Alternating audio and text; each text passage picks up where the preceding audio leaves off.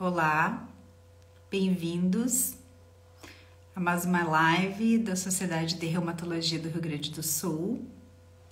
Hoje a gente vai ter uma live bem especial, que é com foco em assuntos muito importantes para os pacientes e também com relação a ações que vão acontecer durante o nosso congresso de Reumatologia do Rio Grande do Sul, Congresso Brasileiro de Reumatologia, que vai acontecer aqui no Rio Grande do Sul, em Gramado, na próxima semana. E para isso a gente convidou duas pessoas bem especiais, que é o Dr. Clayton Bernol, que é o presidente da Sociedade de Reumatologia do Rio Grande do Sul e do nosso congresso, assim como a Priscila Torres, que é jornalista e especializada em gerenciamento de comunidades de pacientes. Vamos ver se a gente consegue chamar eles aqui.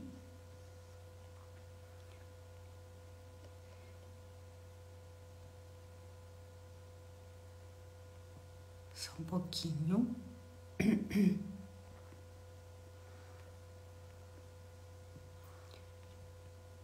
Não tô conseguindo chamar eles aqui, mas eu vou mandar a convite.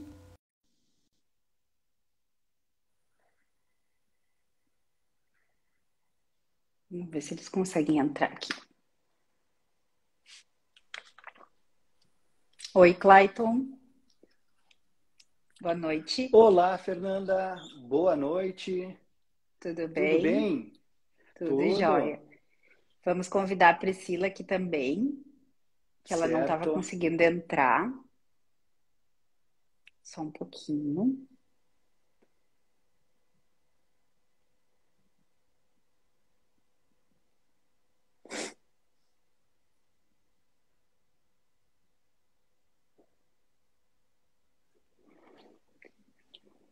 Aqui. Vamos ver se a Priscila consegue entrar. E hoje, então, estava conversando aqui com o pessoal, que a gente vai, então, conversar sobre assuntos diferentes do que normalmente a gente conversa, né? Que é sobre pacientes, né? Assuntos muito importantes para os pacientes, diferentemente de falar sobre doenças, né? Eu acho que a Priscila está com algum problema aqui que ela não está conseguindo entrar. Vamos tentar de novo.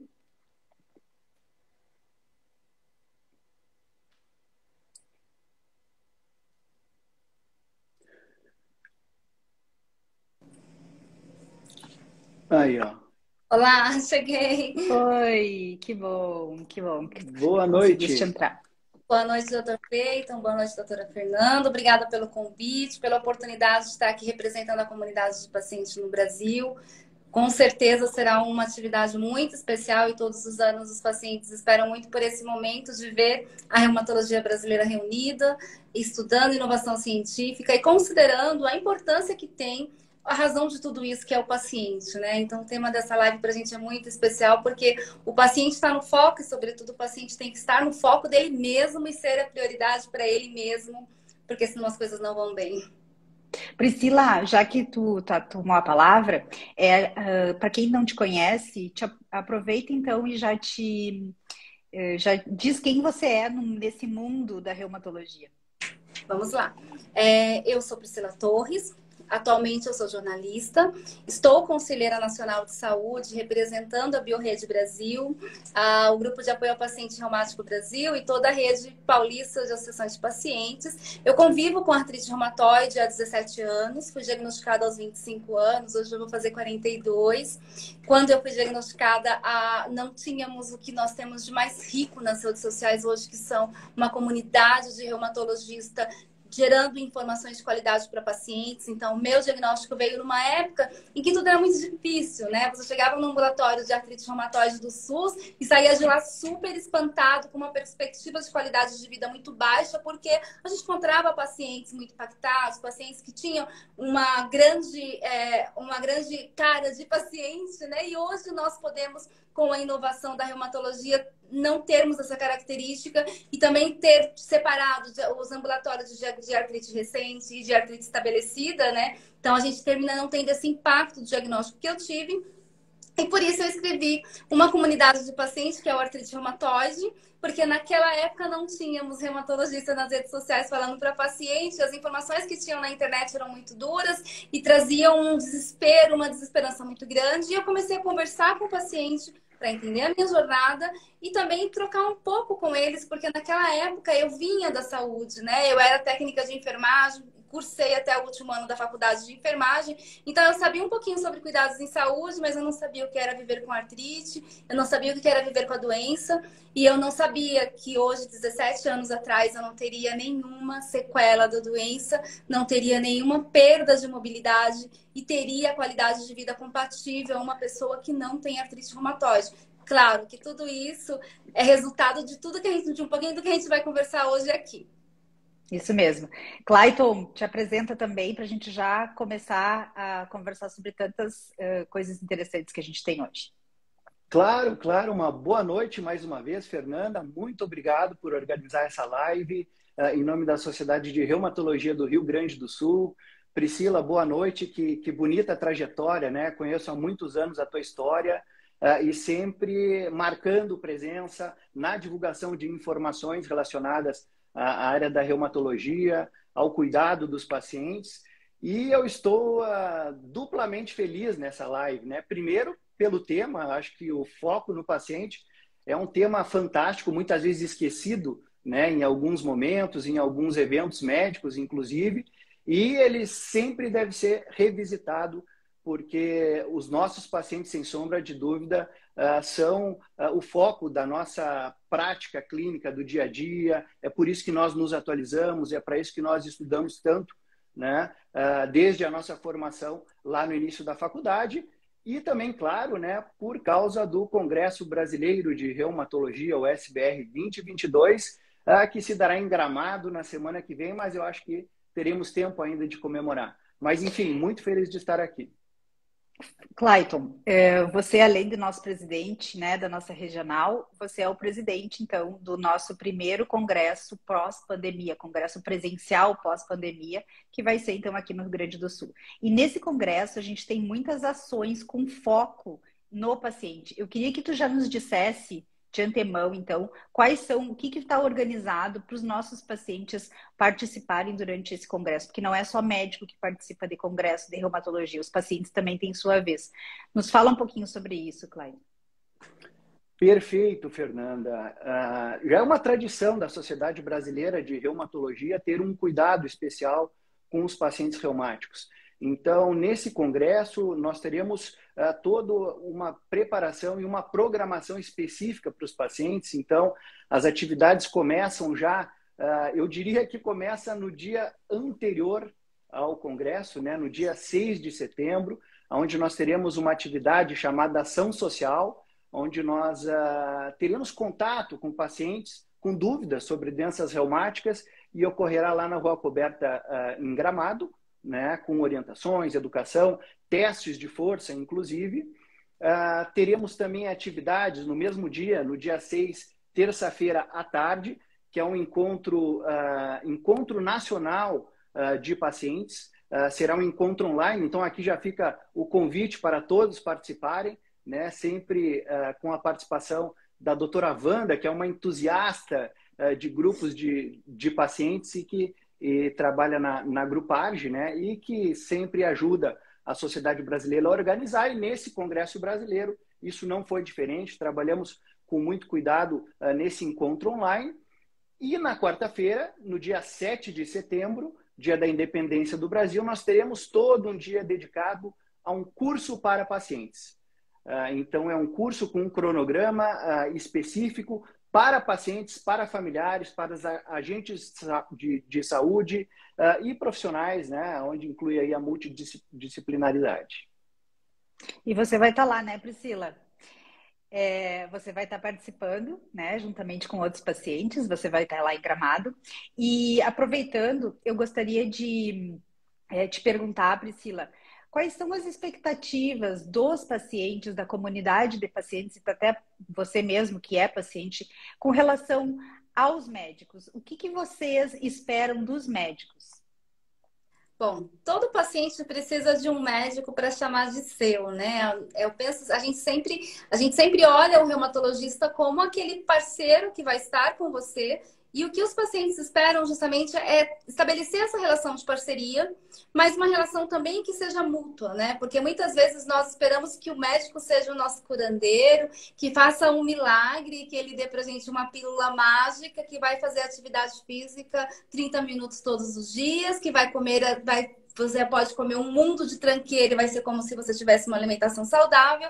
Então, o que a gente espera do reumatologista é de verdade alguém que olhe para nós com um olhar de responsabilidade, um olhar de humanização, mas também com um olhar de pai, de mãe, que vai chamar a atenção, que vai ensinar o caminho certo, que vai nos ajudar a entender o porquê dos nãos e o porquê do que sim, né? Nós precisamos entender quais as razões de todas as chatices do reumatologista. Eu, de verdade, sou muito grata ao meu reumatologista. Ele mudou a minha vida nessa questão, assim, ele está comigo mais ou menos uns 10 anos. É o meu reumatologista atual. E a gente estabeleceu essa relação de parceria porque eu vivia uma situação de obesidade que eu achava que era ok, eu só era gordinha. E ele dizia sempre, não, não, isso não é assim. Você não está só gordinha. Isso vai diminuir sua qualidade de vida, vai diminuir o seu prognóstico. Isso faz com que você perca a eficácia dos tratamentos. Mas ele começou a me mostrar isso com todo aquele olhar de pai, de quem queria cuidar, de quem queria ajudar. E em todos os momentos ele puxou a minha orelha duramente. E nós seguimos esse pacto de cumprirmos as nossas responsabilidades, né? De compartilhar as decisões, mas também de seguir de verdade as responsabilidades do tratamento. E a gente espera que os nossos reumatologistas seja esse parceiro, que é duro quando precisa, mas que vai sempre estar ali acalentando, orientando e falando, vem comigo, eu vou segurar na sua mão. A gente de verdade espera isso.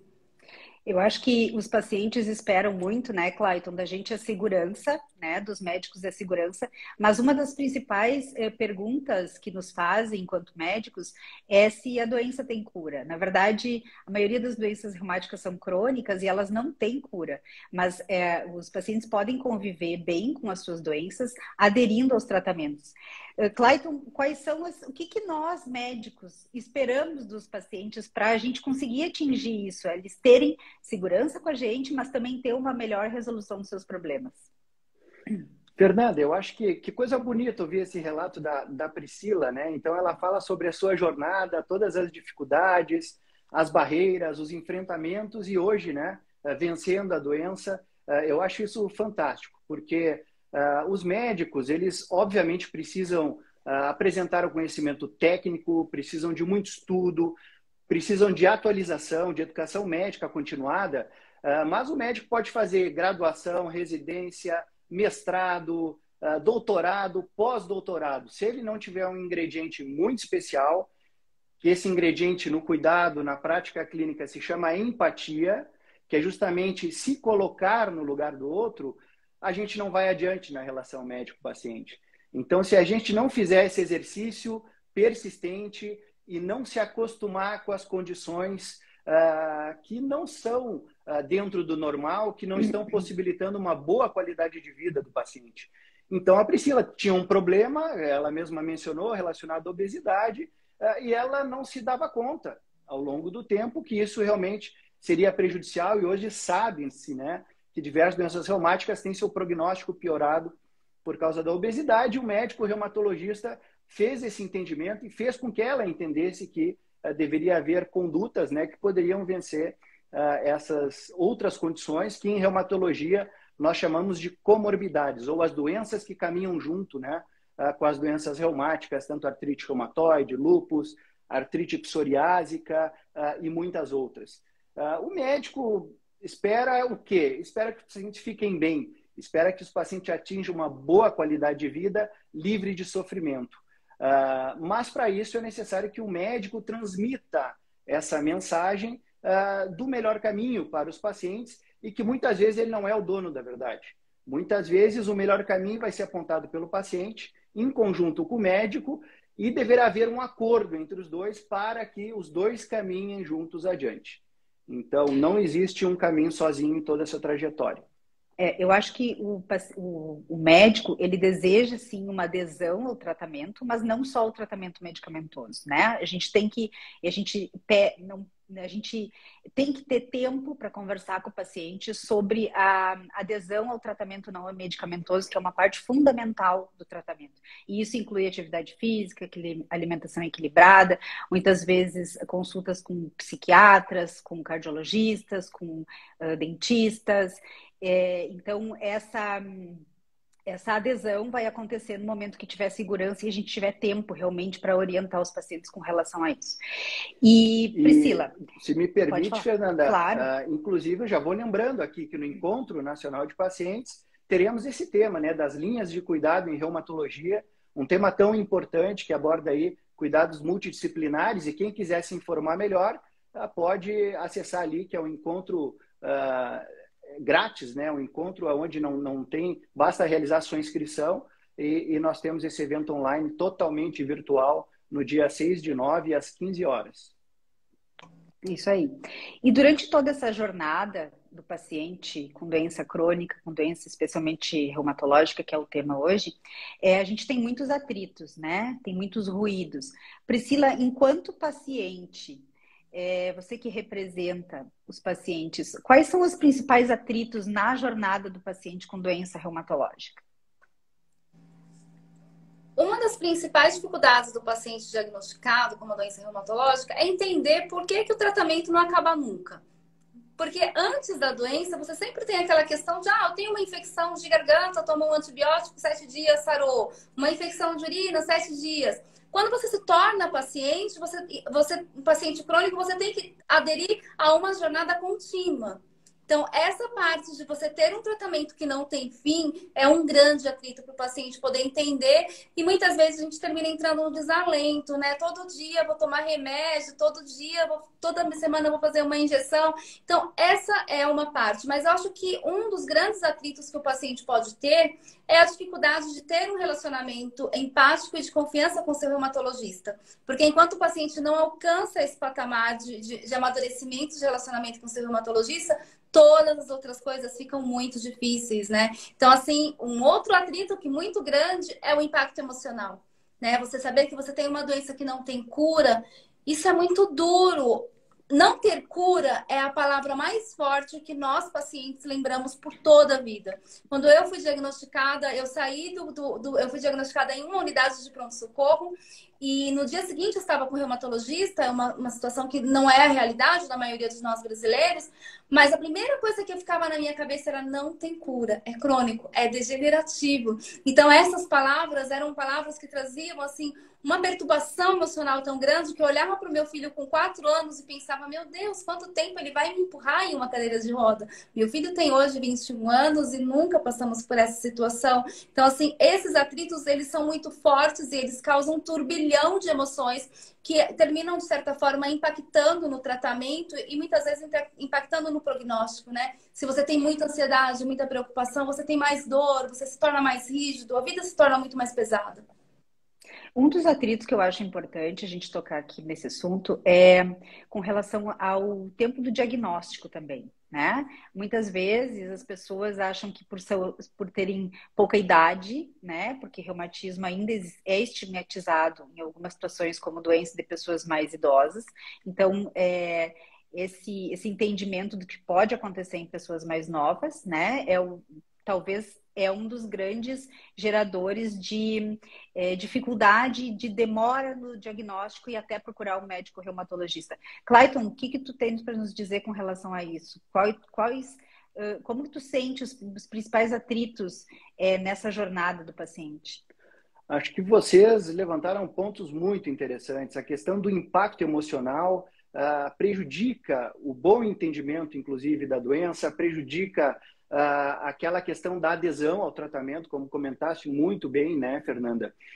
E os pacientes, eles sentem, às vezes, até culpa de ter uma doença reumatológica. E uma das perguntas frequentes quando nós realizamos um diagnóstico de doença reumatológica crônica é: doutor, por que eu, doutor? Por que isso aconteceu comigo? Então, isso passa por uma elaboração relacionada a essa carga que vai acompanhar a paciente pela vida inteira, mas que não precisa ser pesada. Ela pode ser carregada da melhor forma possível. Hoje em dia, nós tivemos uma evolução gigantesca nas opções terapêuticas, em diversas doenças reumatológicas, e passa também aquela questão, não é responsabilidade do médico tratar as pacientes. As pacientes têm muita responsabilidade ao buscar informações, ao se educar sobre suas próprias doenças. Isso vai gerando aquela confiança nas pacientes para ter uma melhor possibilidade de seguir seus tratamentos, de ter segurança também. O médico prescreve um medicamento, mas as pacientes precisam entender que tipo de benefícios eles terão, que tipo de efeitos adversos. E isso deve estar muito presente. À medida que as pacientes entendem a conduta médica e aceitam, eu acho que isso caminha muito melhor ao longo do tempo, principalmente em termos de continuidade dos cuidados. Mas, sem sombra de dúvida, educação, informação e, mais do que isso, informação de qualidade. Isso mesmo, e até porque a gente tem um pool de medicamentos, inclusive disponíveis pelo SUS e por próprios convênios de saúde importante. Então, o diagnóstico e a adesão ao tratamento são fatores muito importantes na questão da jornada. E eu quero trazer um outro tema aqui, que eu acho que faz parte da jornada do paciente, mais 2 temas pelo menos. Um deles é a reabilitação, a reinserção desses pacientes no seu trabalho. A Priscila mesmo, ela tem uma história muito bonita em que ela... Conta a tua história, Priscila, com relação ao teu trabalho. Assim, quando tu teve artrite reumatoide, tu acabou seguindo uma outra área do teu trabalho, né?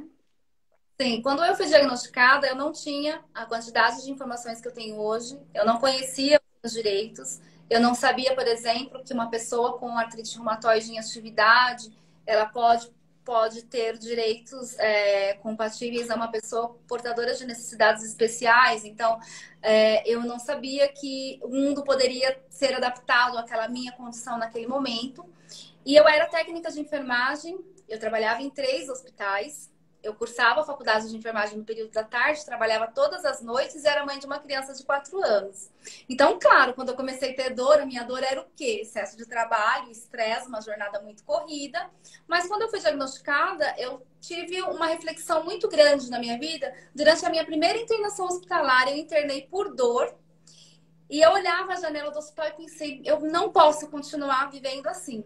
Porque eu amava o que eu fazia, eu tinha uma vida, eu tinha uma carreira acadêmica definida do que eu queria ser, do doutorado que eu ia fazer. E eu fui diagnosticada com uma doença e eu não queria me colocar em risco. E eu fiz uma avaliação comigo, eu não vou mais ser profissional da saúde, porque isso requer de mim muita exposição. Eu vou fazer uso de imunossupressor durante muito tempo e eu sou muito jovem para poder correr o risco de a todo momento precisar de auxílio-doença, pensar em aposentadoria por invalidez. Então, naquele momento, eu decidi que eu não seria mais profissional de saúde e eu terminei, fiz uma faculdade de serviço social durante 2 anos e aí eu achei o mundo muito assistencialista, parei e terminei me formando em comunicação social, com ênfase em jornalismo, e foi a minha 2ª graduação.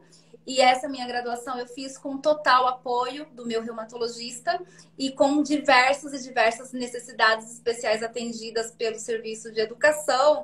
Quando, por exemplo, às vezes necessidade, eu estava com doença em atividade, eu estava em obesidade quando eu fiz minha outra graduação. Então, por diversos momentos eu precisei de condições especiais. E uma delas foi que eu fiz a faculdade de jornalismo sem escrever uma folha de papel no caderno. Porque quando eu escrevo, a partir da 5ª linha, minha letra já começa a ser diferente e nem eu sou capaz de ler o que eu escrevi. E sem contar que, apesar de não ter nenhuma deformidade, se eu escrevo a mão, eu sinto dor nas minhas mãos. Então, isso foi um dos pedidos que o meu reumatologista fez em documento médico à universidade. E eu cursei toda a universidade usando recursos digitais. E isso não me fez diferente de nenhum outro aluno. Então, eu repensei a minha reabilitação profissional. Mas sabe, doutora Fernanda, eu sei que os médicos conhecem muito bem, os pacientes também. Isso não é tão fácil, porque eu fiz uma reabilitação profissional com recursos privados.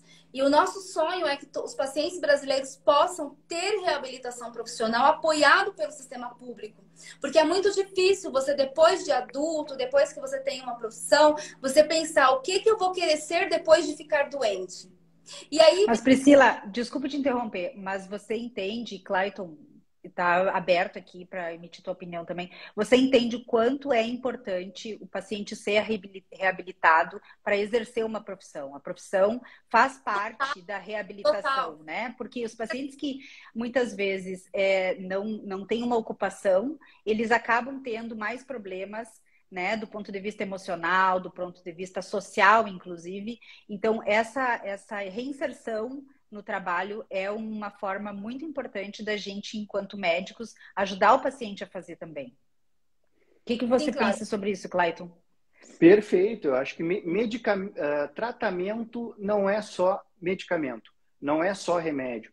Tratamento passa pelo entendimento de vários domínios de situação de vida das pacientes, dos pacientes. Então, a Priscila teve a sorte de ter um diagnóstico precoce e de estar tendo um excelente curso de doença, não teve dano articular, mas muitas vezes nós temos pacientes com diagnósticos mais tardios, e aqui a gente vive num país que tem muitas dificuldades com relação a acesso ao Sistema Único de Saúde, né? Então, eles atrasam, em média, 2, 3 anos para o seu diagnóstico de artrite reumatoide. Então, vocês imaginam o impacto na qualidade de vida desses pacientes. E aqui eu não estou falando só de dor, eu estou falando de dano definitivo, né? Dano com atrofia muscular, dano com deformidades articulares. E certamente isso passa por um cuidado de adaptação, né? Porque o que nós queremos, né? Aproveitando o tema, o foco, né? Nosso objetivo é fazer com que esse paciente volte para a sua vida normal, para o convívio familiar, para que ele volte a ser produtivo. A gente não quer que os pacientes fiquem afastados do seu trabalho pelo resto da vida. A gente quer que o paciente volte a ser produtivo e que volte ao seu trabalho, nem que seja de maneira adaptada. Se já tiver alguma dificuldade adquirida, por que não, né? Uma delimitação, uma boa avaliação do ambiente de trabalho, pode sim o paciente retornar e ser muito produtivo para a empresa, enfim, para os diferentes a própria ambientes de trabalho. socialização, né? A própria socialização que o próprio trabalho acaba imprimindo nos pacientes, isso é uma coisa muito importante. E um outro ponto de atrito que eu gostaria de tocar aqui no assunto, que talvez gere alguma polêmica, mas é com relação às vacinas, né? Eu acho que vacina hoje é uma coisa muito importante em paciente imunossuprimido, em paciente com doença crônica.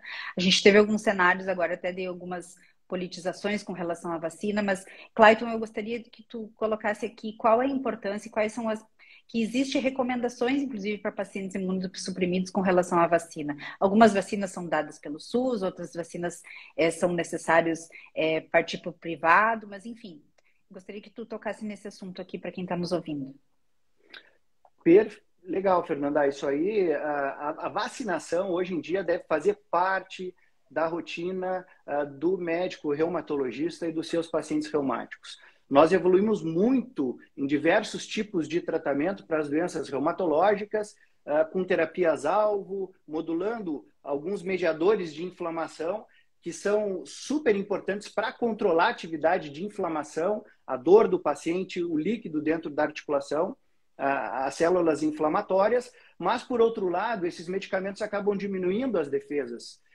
E as vacinas são uma ferramenta extremamente válida e relevante para prevenir determinadas infecções que são muito frequentes nos pacientes portadores de doenças reumatológicas, né? Então, elas são indicadas para a população em geral, dependendo da faixa etária, mas algumas são especialmente indicadas para os pacientes portadores de doenças reumáticas autoimunes e que estão usando alguns tipos de imunossupressores. Então, aqui apenas para citar algumas que estão presentes aí no Sistema Único, né? A vacina contra a gripe, influenza, a vacina contra a doença pneumocócica, vacina contra a hepatite B e, claro, né, ultimamente, sem sombra de dúvida, a vacina contra a Covid, porque alguns pacientes portadores de doenças reumatológicas, após exposição a determinados medicamentos, eles, infelizmente, ainda continuam fazendo formas graves de Covid. Então, a imunização tem um papel fundamental nos dias de hoje, sem sombra de dúvida.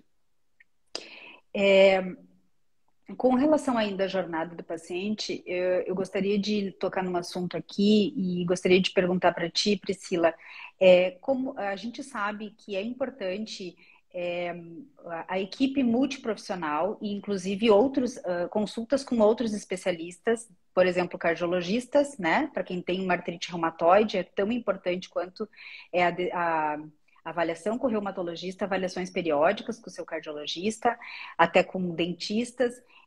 Como que vocês, enquanto pacientes, enxergam essa adesão, né, a essa orientação dos reumatologistas e ao acesso a esses outros profissionais? Bom, o acesso eu acho que é o mais complicado, né? É mais difícil para o paciente conseguir o acesso a toda uma equipe multiprofissional no SUS do que ele compreender a importância dessa equipe, né? A maioria dos pacientes, em sua maioria, não conseguem ter acesso ao psicólogo, ao terapeuta ocupacional, fisioterapeuta, educador físico, e isso termina se tornando um grande desafio para auxiliar o paciente em toda a sua jornada de cuidado. Então, é adequado que todo paciente tenha acesso a um educador físico, que todo paciente tenha acesso a um educador físico que conheça a sua doença e que saiba a importância da aplicação do exercício adequado, mas de uma forma que o paciente também possa ter acesso ao fisioterapeuta, que vai ensinar ele a praticar movimentos mais saudáveis, mais equilibrados. E isso eu sou muito grata por ter essa oportunidade. De verdade, eu luto muito e faz parte da luta das associações de pacientes no Brasil para que os pacientes do SUS possam ter esse acesso, para que os pacientes do SUS possam aprender como levantar da cama, desde o momento que ele levanta da cama ao momento que ele vai deitar, como ele pode praticar todas as atividades de uma forma que vá diminuir a sua dor ou que vai diminuir a possibilidade dele ter mais dor. Porque o grande desafio de um paciente reumático é levantar da cama muitas vezes. E o maior desafio é muitas vezes deitar na cama, porque ele já levanta com dor e ele vai dormir com dor. Mas se ele tem acesso a uma equipe multiprofissional, ele muda essa perspectiva porque ele aprende a ter cuidados, né? Um termo que o meu reumatologista usa muito comigo é assim, com os pacientes dele, você não precisa olhar para esse cuidado como uma penitência. Você tem que praticar esse cuidado como uma atividade de vida diária que, de repente, nós, pacientes, vamos olhar e a gente já não lembra como a vida era antes, porque isso faz parte da nossa rotina de cuidado. E a equipe multiprofissional, ele tem esse papel. Nós precisamos de todos, do nutricionista, fisioterapeuta, psicólogo, do terapeuta ocupacional, do educador físico, para a gente poder cumprir toda a nossa jornada de cuidados e de cuidados pensando não somente em diminuir e controlar a dor hoje, mas pensando em um quesito que a gente às vezes fala pouco, que é a longevidade. Como eu vou envelhecer com a doença reumática depende do investimento que eu estou fazendo todos os dias da minha vida, é como eu vou viver daqui 20 anos. Então, a gente tem que ter esse suporte multidisciplinar, é essencial para ter a remissão, manter a remissão e recuperar a remissão caso a gente venha perder no meio da jornada. Muito mais do que motivação, muitas vezes precisa mesmo, pelo menos no início do tratamento, de disciplina, né? E nós médicos tentamos ajudar o paciente a entender isso, né? Que é disciplina que precisa principalmente no início do tratamento, porque depois a motivação acaba vindo, né? E a gente tem falado muito em decisão compartilhada, né? Clayton, fala para quem está nos ouvindo aqui o que é decisão compartilhada. Fernanda, a decisão compartilhada é um processo que compreende todos os tópicos que nós falamos até agora nessa live, né? Porque ela é determinada por uma compreensão da doença pelo paciente, né? Relacionada à doença, a compreensão dos tipos de tratamento diferentes que o médico está propondo. Então, não basta só uma indicação correta do ponto de vista de protocolo, de diretriz terapêutica extremamente atualizada. É necessário que o paciente entenda esse tipo de tratamento e que entenda os benefícios e os riscos que ele será exposto ao uso desse medicamento. Ok, doutor, isso vai melhorar minha vida? Vai diminuir minha dor? Vai diminuir minha inflamação? Sim, mas tem que colocar na balança os riscos que ele será exposto a partir da continuação desse tratamento, especialmente quando nós falamos de imunomoduladores. E o melhor entendimento das diferentes classes terapêuticas, dos diferentes tipos de medicamentos, isso faz com que o paciente se sinta mais confiante e que promova uma adesão e faça com que o paciente não se esqueça do tratamento ao longo da sua rotina diária. Isso, até porque a gente oferece as informações técnicas para os pacientes, né? Mas ele que vai entender se é melhor ele fazer uma medicação injetável, uma medicação via oral, se ele está tolerando bem a medicação, é, quais são os efeitos colaterais dessa medicação. Então, apesar dos protocolos, eles servem como guias, né? Mas essa decisão do médico, juntamente com o paciente, é que vai determinar o segmento do tratamento. Priscila, os pacientes têm entendido, os pacientes têm aderido, eles entendem o que é essa decisão compartilhada. Eu estou te perguntando isso pelo seguinte, muitas vezes eu coloco para os meus pacientes todas as opções terapêuticas naquele momento e ele olha para mim e diz assim, mas doutora, é você quem sabe. Eu disse, não, eu sei o que é bom para você, mas a gente tem vários caminhos que a gente pode andar e é você que pode me dizer se você tem condições de vir até a clínica fazer uma medicação injetável uma vez por mês, ou tu quer fazer em casa subcutâneo. Como que os pacientes entendem essa decisão compartilhada no que se refere à medicação? Porque a medicação é uma parte da decisão compartilhada, né? Exato. A medicação é uma parte da decisão compartilhada e eu penso que não existe decisão compartilhada sem paciente informado. Por isso, ações como... Para isso que nós estamos aqui, para isso que existe esses perfis. Encontro nacional que vai acontecer de pacientes reumáticos no dia 6, o paciente tem que estar informado. Porque a maioria de nós, pacientes, quando o médico nos dá lá 3, 4 opções terapêuticas, a gente olha para o paciente, para o médico fica meia hora explicando. Aí, quando o médico termina, a gente vira para o médico e fala assim, doutor, mas o que você acha que é melhor? Né? Isso é muito clássico. Eu tenho certeza que os doutores já ouviram muito. Porque a gente também, os pacientes chegam para nós nas sessões de pacientes com essa pergunta. Ah, meu médico disse que eu posso tomar o medicamento X, Y. Mas o que você acha que é melhor? Quem é que está tomando o quê? Então, o paciente busca essa afirmação. Mas quando nós temos pacientes de verdade informados, eles conseguem falar, olha, doutora... Porque às vezes o paciente pensa assim, eu tenho que tomar a decisão, eu tenho que saber o que é o medicamento e qual a diferença, sei lá, química. Não é isso. Eu tenho que avaliar com o meu médico qual é daquelas opções terapêuticas, qual a que melhor se adapta à minha vida. Por exemplo, eu, Priscila Torres, não gosto de tomar remédio todo dia.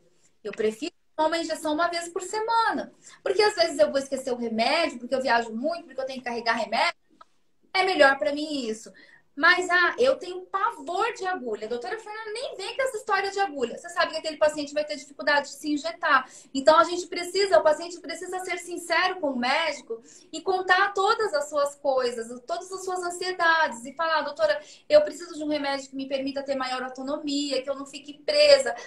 Eu, por exemplo, Priscila Torres também, não gosto de tomar infusional, porque eu tenho que ir no centro de infusão. Às vezes dá conflito de agenda, às vezes atrasa o dia do medicamento. Então, eu preciso que o meu médico me dê oportunidades de tomar a decisão junto com ele daquele medicamento que é mais fácil de eu ter adesão e não interferir no meu dia a dia. Agora, se eu vou tomar um remédio que vai me causar transtornos, a possibilidade desse remédio ser deixado de lá naquele dia que eu quero beber uma cerveja é gigante. Eu vou partir o sextou, então a partir do sextou eu não tomo metotrexato na sexta-feira porque eu vou beber e eu não vou tomar. Então a gente tem que ter essa relação aberta com o médico. A decisão compartilhada não é só escolher o nome do remédio, é você escolher a melhor opção terapêutica que seja prática para você ter ela com fidelidade no seu dia a dia. E também a responsabilidade, né, doutora? Porque a gente fala da decisão, compartilhar a decisão, às vezes é fácil a gente chegar numa decisão compartilhada com o médico e assumir a responsabilidade, que a nossa responsabilidade é muito mais do que tomar remédio. Nossa, enquanto paciente. A gente precisa ter sinceridade nesse relacionamento com o médico. O meu reumato muitas vezes fala, você tá fazendo atividade física? Tô sim. Batia check-in na academia e catava o pé e ia para casa. E aí o meu joelho nunca melhorava, né? Então, evidente que o reumato sabe que era mentira minha, porque eu não tava indo na academia. Mas a partir do momento que eu mudei a minha ficha e eu entendi que é muito melhor praticar atividade física do que tomar remédio para dor, eu mudei completamente a minha qualidade de vida. E isso é responsabilidade compartilhada, não é só tomar remédio. Mas exatamente. Mas é claro que os protocolos terapêuticos, incluindo aí o Ministério da Saúde, incluindo protocolos na saúde suplementar, eles são importantes. Eles são importantes porque eles fazem determinadas escolhas baseado na eficácia, na segurança dos diferentes medicamentos, e também nos custos, que é algo que a gente tem que ter essa perspectiva vivendo em sociedade, seja no sistema público, seja no sistema privado, né? Outra questão é que, a partir das possibilidades dentro das diferentes linhas terapêuticas, todo paciente é único. É necessário individualizar a indicação. Eu acho que passa por isso, né? O que a Priscila comentou. A indicação deve ser individualizada. Então, as doenças reumatológicas, cada paciente tem uma doença diferente. Então, elas são muito heterogêneas, que nós chamamos. A expressão clínica delas, a maneira como elas vão evoluindo ao longo do tempo, elas são diferentes. Então, é necessário individualizar os diferentes quadros clínicos, o que está incomodando o paciente, né? Então, a gente tem uma doença chamada, por exemplo, artrite psoriásica. Artrite psoriásica é uma doença que gera dor articular por inflamação por artrite, mas também a pele é acometida com lesões às vezes extensas, mas tem pacientes que têm lesões únicas nas unhas e que o médico acha que não é importante iniciar um tratamento mais intenso e mudaria a vida do paciente porque ele trabalha com o público, ele tem vergonha de expor ali aquela lesão nas unhas, né? Que isso está prejudicando o relacionamento, a troca interpessoal dele, relacionamentos. Então, tudo isso deve ser, né, levado em consideração e pesado na balança na hora dessa decisão compartilhada. E segurança, né? Desculpa, perfil de segurança. Sem dúvida. E esses resultados que são reportados pelos pacientes, né, atialmente estão bastante... a gente tem falado bastante, né, dos PROs, né, que são métricas que avaliam a atividade do paciente, a atividade da doença sob a perspectiva do paciente, e tudo isso para a gente atingir algo que os reumatologistas falam muito, que é o trito target. Então, Clayton, eu gostaria que tu nos falasse dessas duas situações. O que é o trito target para os médicos e o que são esses PROs, que são umas ferramentas bastante modernas que a gente leva em consideração também ao tentar atingir esse trito target. São ferramentas fundamentais e, infelizmente, apenas recentemente reconhecidas, né, pelos estudos, pelos ensaios clínicos randomizados e pelas próprias agências, né, regulatórias, como a FDA, como a Agência Europeia e como a Anvisa. Então, esses PROs, eles são desfechos, né, são expressões clínicas de doença, são dificuldades dos pacientes no dia a dia, de função articular, às vezes até de sentimentos relacionados à depressão, aspectos emocionais dos pacientes com relação à sua doença, que não eram medidos anteriormente. Então, um paciente ele não pode ser restrito ali a uma medida de número de articulações que estão doloridas, número de articulações que estão inchadas, né, demasiadas, ou um exame laboratorial. Não é isso que vai definir o que é o impacto da doença na minha vida, no meu trabalho, na minha vida pessoal, familiar. Então, esses PROs, eles enriquecem muito a informação sobre o impacto das diferentes doenças dentro desse cenário e na qualidade de vida dos pacientes. São muito informativos, né? Então, só para citar, tu escolhe o questionário RAC, que é um questionário que nós podemos realizar na sala de espera do consultório, por exemplo, e que nos gera no final um númerozinho que vai dizer se o paciente está com uma função pouco prejudicada ou nada prejudicada, se ele está com uma perda de função moderada ou uma limitação muito grave, através de perguntas práticas do dia a dia, tomar banho, abrir, né, determinadas garrafas, potes. Então, isso é fundamental e muito informativo, Fernanda. Alguns dessas métricas, dessas ferramentas são importantes, inclusive, para teleconsultas, né? Então, Priscila, gostaria que tu nos comentasse, assim, como que durante isso agora, cada vez mais, eu acho que é uma coisa que já foi estabelecida, aconteceu durante a pandemia, mas a gente vai usar cada vez mais a questão das teleconsultas e a gente pode usar essas ferramentas, inclusive, para acessar atividade de doença do paciente, sem estar com ele presencialmente. Como que tu tem visto essas questões das teleconsultas, da telemedicina e desse acesso à atividade de doença através de uma câmera de celular, por exemplo?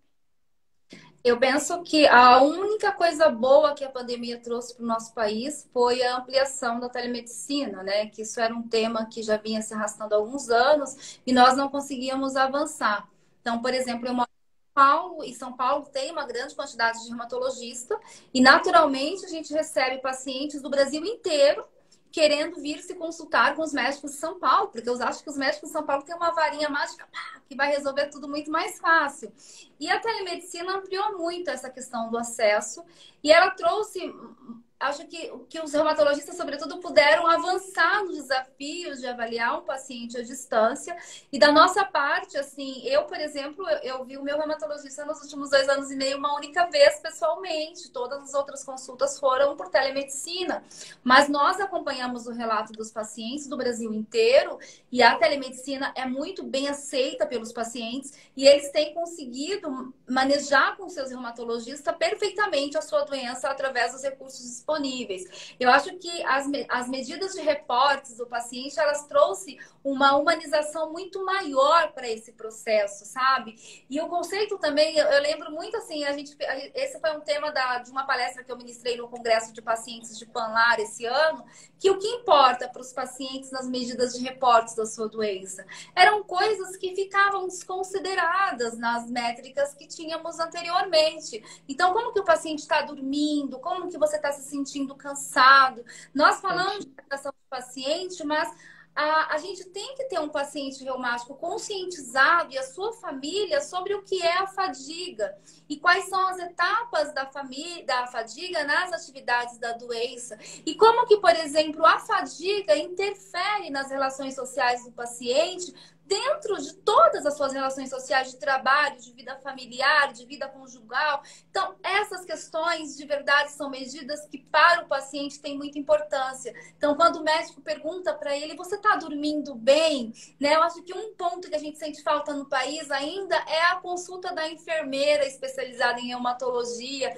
que vai ajudar o médico a trazer aportes muito especiais para a consulta, que vai diminuir o tempo de trabalho do reumatologista, mas ao mesmo tempo vai aumentar a qualidade do atendimento do reumatologista, porque vai ter alguém ali ajudando a captar essas métricas. Então, a telemedicina auxiliou muito o paciente e nós temos, assim, muita certeza que vai ser bem difícil de tirar a telemedicina dos pacientes, porque os pacientes vão continuar solicitando e sendo aderentes à telemedicina, porque isso permite uma oportunidade muito grande, principalmente, doutora Fernanda, hoje em dia, com o advento da remissão, o paciente reumatológico ele trabalha muito mais do que antes. Então, ele é um paciente ocupado, né? A telemedicina também vem de encontro para que o paciente não tenha problema nas suas relações de trabalho. Ele pode se ausentar por 20, 30 minutos, sem precisar se ausentar o dia inteiro para viajar grandes. Aqui em São Paulo, a gente leva 2, 3 horas, às vezes, para chegar em um lugar. Então, a telemedicina veio com grande benefício aos pacientes e a qualidade das medidas de reportes, através dessa metodologia, vai trazer muito, muito mais qualidade e humanização e até mesmo empatia. Vai fazer com que o paciente se sinta de verdade importante. O médico não está se importando só com a atividade inflamatória, meu VHS, PCR, e a gente, quando você fala com o paciente, o que você entende sobre medidas de reportes? O paciente vai falar, é quando o médico pergunta, de 1 a 10, qual a sua dor? Então quando o médico vem com aqueles dedos gigantes apertando a minha mão. Então o paciente traz essa menção, a maioria dos pacientes se recorda disso, mas quando você explica como que está sendo, como que isso melhorou, o paciente se sente mais humanizado, entende que o médico tem mais empatia e compreende que todos os aspectos da sua vida é importante para o médico saber e para o médico poder ajudá-lo a superar. Não existe nenhum paciente que controla a doença que vai ficar bem se ele, por exemplo, não dorme direito. Ou fadiga. Claro.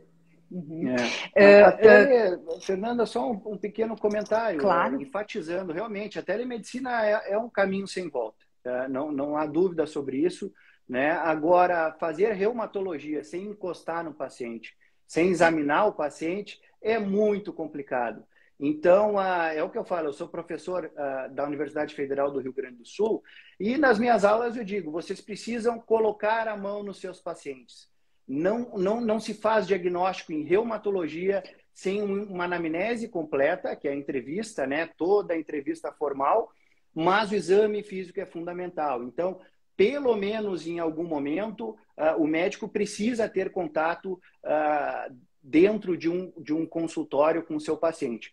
Mas é lógico, né? Então, eu atuo ali no Hospital de Clínicas de Porto Alegre e é um debate realmente quente nesse momento, é algo muito polêmico com relação a quais doenças podem ser corretamente abordadas por telemedicina e qual a melhor forma de empregar a telemedicina na prática reumatológica, porque as diferentes especialidades da medicina, elas acabam sendo muito bem conduzidas, né, por vídeo, por uma entrevista virtual, mas algumas elas têm dificuldade de ser adaptadas. A reumatologia ela pode ser realizada através de telemedicina.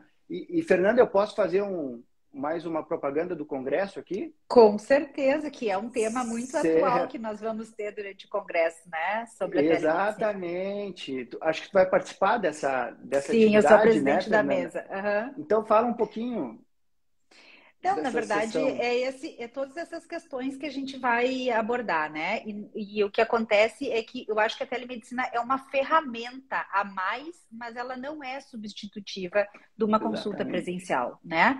Então, em alguns pacientes, a gente mesmo durante a pandemia, eu tive paciente que estava viajando para o Japão e precisou me acessar. Como é que ele iria acessar um reumatologista no Japão sem conhecer ninguém, né? Eu tive pacientes que estavam com medo de sair de casa em função da pandemia e tinham algumas dúvidas e precisavam conversar comigo.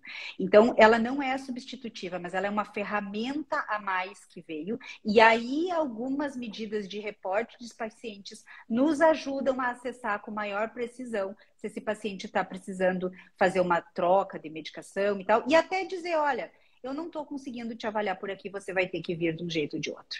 Então, essas são as questões, né? E essa Mas questão está sendo debatida pela Sociedade Brasileira de Reumatologia e, inclusive, orientações sobre o atendimento em telemedicina serão divulgadas, né, no Congresso Brasileiro de Reumatologia. isso mesmo. Clayton, a Priscila tocou num assunto que eu quero voltar, que é com relação à remissão. Eu acho que aqui seria importante, já que a gente está falando foco em paciente, nós, reumatologistas, assim como os pacientes, a gente pretende, com o tratamento, seja medicamentoso, associado com não medicamentoso, atingir remissão. Então, eu gostaria aqui que tu nos dissesse o que é remissão para nós médicos e fale de novo sobre o trito target, que é uma coisa que a gente conversa muito e fala muito para os pacientes, inclusive durante as nossas informações nas nossas redes sociais. A remissão é a ausência de sinais e sintomas de determinada doença. Então, quando nós falamos, por exemplo, né, aproveitando aí a presença da Priscila, artrite reumatoide, o que é remissão em artrite reumatoide? É quando nós atingimos um nível tal de resposta terapêutica que o paciente não tem articulação dolorosa, não tem articulação edemaciada, ele melhora as escalas visuais de atividade global da doença. Hoje em dia os pacientes geram, né, escalas visuais. O médico pergunta na última semana como a atividade da doença impactou a sua qualidade de vida e o paciente acaba fazendo ali uma marquinha e isso acaba entrando, né, nessa métrica, além de exames laboratoriais que também podem ser utilizados, VHS, proteína C reativa. Isso gera um score que é o nosso objetivo, digamos assim, né? É o que o médico persegue ao longo do tempo e isso tem que ser compartilhado com o paciente.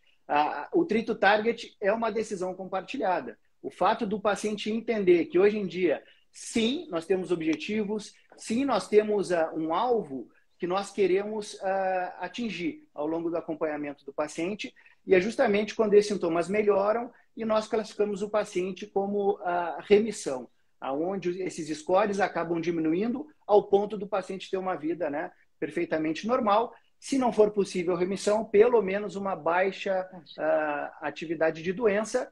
E se sabe que à medida que nós atingimos esses níveis baixos de atividade de doença, os pacientes têm uma evolução clínica muito melhor, com menos doença cardiovascular, com menos dano, com menos perda de massa muscular, por exemplo. Então, a sarcopenia, né, que será alvo também ali na nossa ação social, onde nós teremos avaliação de força, para a população em geral. Sarcopenia é a perda de massa muscular que ocorre com o envelhecimento, né, nas pessoas mais idosas, e que isso pode ser muito marcante nos pacientes portadores de doenças reumatológicas, como artrite reumatoide, lúpus, esclerose sistêmica. Isso deve ser levado em consideração ao longo do tempo. Acelerado, né, por essas doenças, inclusive algumas medicações, como, por exemplo, os famosos corticoides. E atingir remissão não é ter cura, né, Priscila? Nem sempre um paciente em remissão vai poder, inclusive, deixar das suas medicações. Sim, a gente não pode nunca deixar que o paciente entenda que a remissão é adeus reumatologista, né? Nós sabemos que nós, pacientes latinos, temos uma característica muito irresponsável de quando as nossas dores são controladas, os sintomas da doença vão indo embora, a gente também vai se distanciando do tratamento, do reumatologista. Eu sempre, quando falo de remissão, eu sempre conto uma história curta da minha avó. A minha avó era o modelo do pior paciente que existe. Então, toda vez que eu penso que o tratamento está difícil, eu lembro da minha avó. Porque ela trocava de médico com muita frequência e ela sempre ajustava a dose dos remédios, porque o médico passava muito remédio e era caro.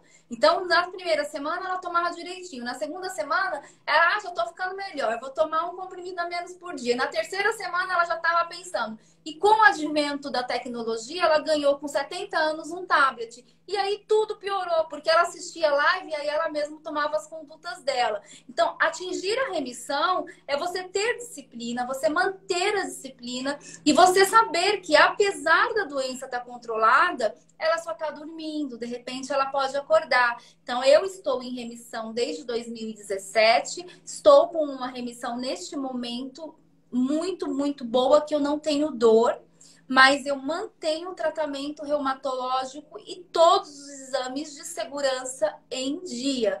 E sempre com muita fidelidade. Porque eu tive Covid, depois de 6 meses que eu tive Covid, eu tive uma reativação da doença. Mas isso foi rapidamente controlado porque eu mantinha esse tratamento contínuo e eu não perdi a remissão. Eu mantive a remissão apesar disso tudo. E eu sinto muito porque a gente recebe muitas mensagens de pacientes todos os dias. São mais de 5 mil mensagens respondidas por mês nos nossos canais. E a gente pega muito isso. O paciente que retorna porque abandonou o tratamento. Então, assim, quando você abandona um tratamento, você dá um downgrade tão grande na sua vida que é difícil, muitas vezes, de recuperar aquilo. E, de verdade, eu tenho, assim, muito cuidado quando a gente fala de remissão, para o paciente não ter essa falsa ideia de que remissão é a cura e de que a remissão é a garantia que você tem de jamais voltar a ter dor. Então, nem toda remissão também é remissão sem dor. Eu gostaria que até que os médicos comentassem isso, porque existe remissão com dor. E a remissão, ela pode ser diferente de todos os pacientes. Mas é claro, né? Nós pacientes sempre queremos um caminho mais curto, mas de verdade ele não existe e a gente precisa ter uma disciplina que seja contínua. Mas com o passar do tempo, se a gente tem disciplina, isso se torna coisas tão naturais da nossa vida que já está apontado na agenda, a consulta, o exame que vai coletar, o retorno com o médico e o cuidado do dia a dia se torna tão prático que ele é um hábito e não é uma penitência de paciente, né? Isso tem que ser parte da nossa vida para sempre. Clayton, tu queria comentar o que a Priscila falou sobre a remissão com dor? Exatamente. Eu acho é um tema tão interessante que caberia uma outra live só sobre remissão, só sobre alvos terapêuticos, né? Então, a gente vai falar de artrite reumatoide, então, né? A remissão com dor. É extremamente importante avaliar o paciente corretamente. Vocês vejam, hoje em dia, nós temos uma classificação, uma definição de doença, por exemplo, quando nós falamos em artrite reumatoide, aqueles pacientes portadores de doença de longa data, artrite reumatoide difícil de tratar, ou artrite reumatoide de difícil controle. Isso é um desafio imenso da avaliação médica, da avaliação reumatológica. Por quê? Muitos pacientes, eles atingem um bom controle da atividade inflamatória e eles acabam não tendo controle da dor. Por quê? Porque a inflamação não é a causa da dor naquele momento. Existem outros aspectos que estão concorrendo para a perpetuação dos sintomas de dor e piora da qualidade de vida desse paciente, que é a famosa artrite com perfil não inflamatório, aonde outras medidas deverão ser implementadas, a avaliação multidisciplinar, o tratamento de medicamentos específicos para dor crônica, dor amplificada, né? Então, com outros mecanismos de ação, avaliação de outras possibilidades diagnósticas, né, que não só a artrite reumatoide, mas calcificação das articulações, por exemplo, condrocalcinose, que pode ser realizada através do exame de ultrassonografia, que alguns reumatologistas já estão realizando, por exemplo, né, que é algo que pode ser realizado de fácil acesso, e assim por diante. Mas eu acho que passa por uma boa avaliação do paciente, sim. Muitas vezes nós temos remissão de doença ainda com uma dor residual. É difícil, né? Uma remissão mesmo profunda com uma dor, porque a dor acaba aumentando os scores, né? As escalas visuais de dor, isso acaba retirando o paciente da classificação de remissão, mas é algo que tem que ser valorizado. E a Priscila lembrou muito bem de um sintoma negligenciado em muitas doenças reumatológicas anteriormente. Eu não tinha comentado, que é a fadiga, né? A fadiga, muito recentemente, tem sido incorporada, né, em algumas ferramentas e tem sido avaliadas em ensaios clínicos de diferentes medicamentos, em estudos, né, científicos de diferentes medicamentos, mas é algo muito importante ser avaliado nesse cenário muito heterogêneo, muito diferente entre si das diferentes doenças reumatológicas. Quanto mais rápido a gente faz o diagnóstico e atinge a remissão, menos dor residual o paciente vai ter.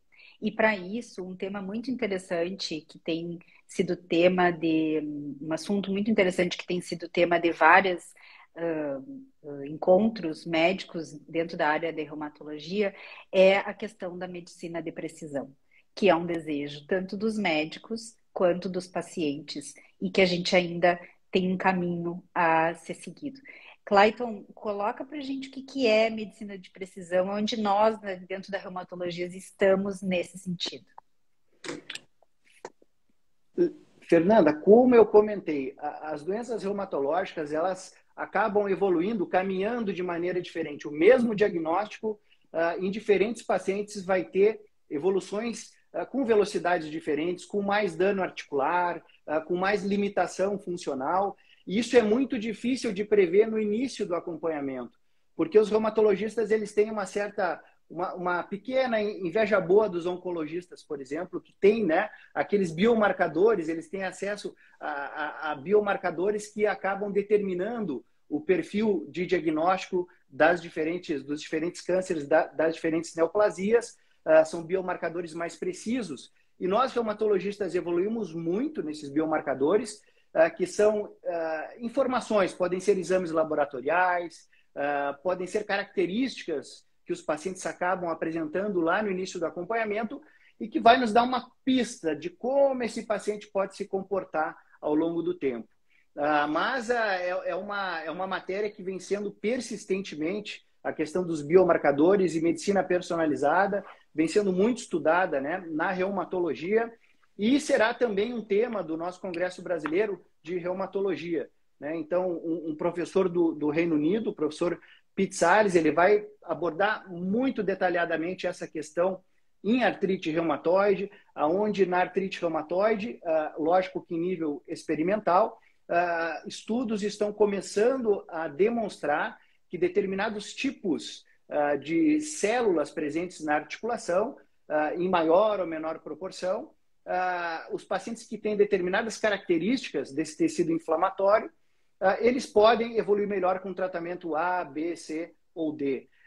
Então, imagina, uma biópsia sinovial, uma agulhinha pequenininha, guiada por ultrassom, é extremamente informativa para saber qual tratamento a gente pode indicar para o nosso paciente reumatológico, portador de artrite reumatoide. Então, vai ser um dos pontos altos do nosso evento, né, professor Pizzali, sobre medicina personalizada e as novas evoluções relacionadas às características do tecido sinovial. Algo extremamente inovador e que certamente vai chamar a atenção dos médicos que tiverem interesse em assistir a sua apresentação lá em Gramado. É um caminho que a gente está nesse caminho, né? E está tendo cada vez mais informação com relação a isso, mas clinicamente ainda a gente usa muito mais o fenótipo das doenças, né? E alguns exames bioquímicos e autoanticorpos para conseguir fazer essa medicina mais personalizada possível. Gente, nós já estamos há mais de uma hora aqui. Eu peço desculpa que eu não consegui responder nenhum comentário aqui, porque os assuntos foram muito interessantes e evoluiu super bem. Eu acho que a gente podia se encaminhar para o encerramento dessa live. Priscila, tu queres deixar mais algum comentário aqui? Convidar todo mundo para participar dos eventos destinados a pacientes desse nosso congresso que vai acontecer a semana que vem, de 7 a 10 de setembro, tanto presencialmente quanto online. Bom, eu gostaria de ressaltar o convite aos pacientes, o Encontro Nacional de Pacientes Reumáticos, devido à virtualidade, ele é acessível a todos, é uma atividade gratuita, é uma atividade que pode ser feita a inscrição previamente, então você se inscreve e você vai receber um alerta por e-mail, vai poder acompanhar a programação e participem, né? Não existe decisão compartilhada sem paciente informado, não existe remissão sem informação e adesão. E nós, pacientes, temos que aproveitar essa oportunidade. Quando eu fui diagnosticada, isso não existia na medida que existe hoje. E eu sou muito grata aos reumatologistas por essa dedicação. Eu sempre falo com eu sou muito feliz de abrir o Instagram e ter um montão de Instagram falando para paciente, porque era tudo que eu precisava quando eu fui diagnosticada. E essas oportunidades devem ser valorizadas pelos pacientes. Para se inscrever, eu vou ler para vocês aqui o endereço, eu vou escrever aqui no comentário. Você pode digitar no seu navegador sbr2022.sbr.org.br. Esse link ele está disponível no Instagram das Sociedades Médicas, está disponível aqui no Artrite Reumatoide e você consegue facilmente, se você escrever SBR 2022 no Google, é bem fácil de você encontrar. Basta localizar ali o Encontro Nacional de Pacientes, fazer a sua inscrição e a gente espera vocês todos lá. Como jornalista, eu vou estar participando do congresso junto com o Samuel Oliveira, que é o blogueiro do Espondilite Brasil, que participa do congresso na qualidade de educador físico. A gente tem que ressaltar que o congresso é um congresso médico, então você não pode, paciente, assistir aulas científicas, mas nós estaremos representando a nossa profissão ali dentro e trazendo informações para vocês que seja acessível e também compartilhando um pouquinho sobre tudo que está falando lá dentro, mas naquela perspectiva do que é importante o paciente saber, porque às vezes a gente também não precisa saber coisas tão técnicas, senão a gente termina ficando maluco, e o que importa a gente tem que saber para o nosso autocuidado e melhorar a gestão das nossas doenças. Aproveitem a oportunidade. Clayton, as tuas considerações finais? Para mim foi uma imensa alegria participar dessa live. Eu agradeço a oportunidade, agradeço a Fernanda por toda a organização e pela ótima condução da live. Saudar a presença da Priscila, que é sempre muito clara, muito didática, né? Nos seus posicionamentos e sempre muito bem atualizada. E eu queria dizer que esse congresso brasileiro é muito especial para os médicos gaúchos. Ele vem sendo organizado pela Sociedade de Reumatologia do Rio Grande do Sul e pela Sociedade Brasileira de Reumatologia. Então, foi um programa que foi trabalhado de maneira muito cuidadosa na programação científica, na questão do cuidado com relação aos pacientes. E eu tenho certeza que os colegas que participarem desse Congresso Brasileiro de Reumatologia, os pacientes que tiverem a oportunidade de participar da sessão online, virtual, apenas acessem o link, né? E participem, é muito informativo. E aqueles que estiverem próximos à Serra Gaúcha, participem, né, presencialmente ali no curso de pacientes, que também trará informações sobre diversos aspectos que nós abordamos. E me resta agradecer mais uma vez e ficar disponível para próximas oportunidades. Obrigado aos pacientes, diversos pacientes aqui mandaram, né, comentários e não dá tempo da gente responder durante a live, tem que ter um grande treinamento, né, mas a gente vai responder individualmente quando terminar aqui. É só nos mandar no direct aqui do perfil da Sociedade de Reumatologia do Rio Grande do Sul, que a gente vai ter o enorme prazer de responder todo mundo. Gente, muito obrigada. Eu acho que essa live foi fantástica. Esses assuntos vão ficar gravados aqui, depois também vai para o nosso canal do YouTube, da Sociedade de Reumatologia do Rio Grande do Sul. E a gente está sempre disponível, Priscila, para conversar com os pacientes, porque realmente a gente precisa informar e trazer informação, como o nosso presidente Clayton diz, de credibilidade dentro desses canais digitais. Muito obrigada, boa noite, bom descanso e até Gramado. Tchau, tchau. Tchau. Até Gramado.